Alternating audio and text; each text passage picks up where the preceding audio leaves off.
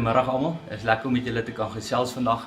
Ek wil graag iets met julle weer eens deel. Ek het vanoggend spandeer ek 'n bietjie tyd by die Here en ek kry 'n skrif en hy word toe nou vir my 3 keer bevestig. En dit gaan oor die vrou wat die probleem van bloedvloei gehad het. En hoe sy alles probeer het en baie geld uitgegee het, dokters gesien het. En sy kon nog steeds nie gesond word, dit was nog steeds 'n hengse probleem. En in daai tyd as jy daai tipe probleem gehad het, dan het hulle jou as onrein beskou en jy kon nie tussen die mense ingaan nie, hulle het jou vermy met alles. En hierdie vrou het net die geloof gehad en gesê, ek weet net dat as ek in die garment van Christus kan vat, as ek aan sy kleed net kan vat, dan sal ek genees word. En dis nie eers 'n persoonlike verhouding met hom, dis aan iets van hom te vat en sy sou gesond word. Maar die Here deel toe die volgende met my. En ek gaan dit vir jou die Engels uitlees. Dis in Markus 5 vers 25 sê, Now a certain woman had a flow of blood for 12 years. Nou, ek wil gou die woord 12 years, daai gedeelte vir jou uitlig. Wat die Here met my deel rondom dit is, die getal 12 in die Bybel staan vir goewerment van God. En ek wil vir jou sê dat as jy vandag iets in jou lewe beleef, 'n issue tekort het, wat ook al.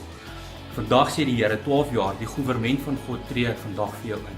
The government of God, the kingdom of God, die krag van God en die siklus en die seisoen kom nou vir jou tot op 'n einde.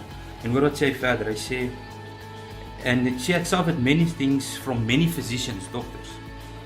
She had spent all that she had and was no better, but rather she grew worse. When she heard about Jesus, she came behind him in the crowd and touched his garment, for she said, if only I might touch his clothes, I will be made well. Sy hoor net oor Jesus. Hoor vandag, jy hoor dalk vandag die woord van Christus. Dit kan fisies iets wees. Jy kan fisiese kwaal in jou liggaam, siekte hê. En jy hoor net vandag die woord van Christus. Of jy kan emosioneel hê. Die issue is dieselfde met die bloedvloei. Baie keer in ons lewens en ek praat vir myself. Ek het ook al deur allerlei goeters gegaan. Ek praat nie met jou nie, ek praat saam met jou.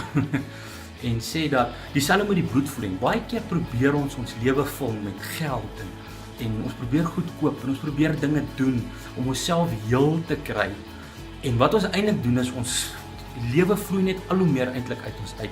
En dieselfde prinsip op die 12de jaar op God se goewerment stop die Here vandag by jou. Hoor wat gaan gebeur verder. En hy sê, immediately the fountain of her blood was dried up and she felt in her body that she was healed of the affliction. And Jesus immediately, knowing in himself that power had gone out of him, turned around the crowd and said, who touched my clothes?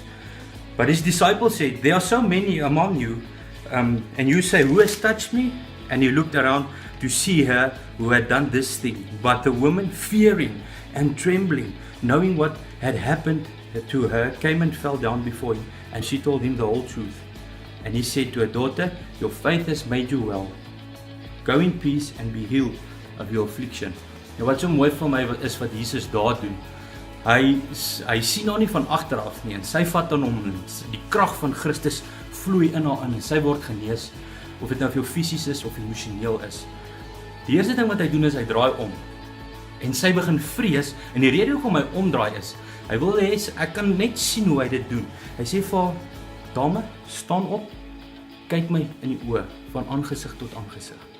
Dit is wie ek is. Ek is liefde, ek is gesondheid, ek is genesing. Ek aanvaar jou. Alhoewel ander nie jou aanvaar het met jou onreinheid nie, ek aanvaar jou en ek sê vir jou gesond is jy.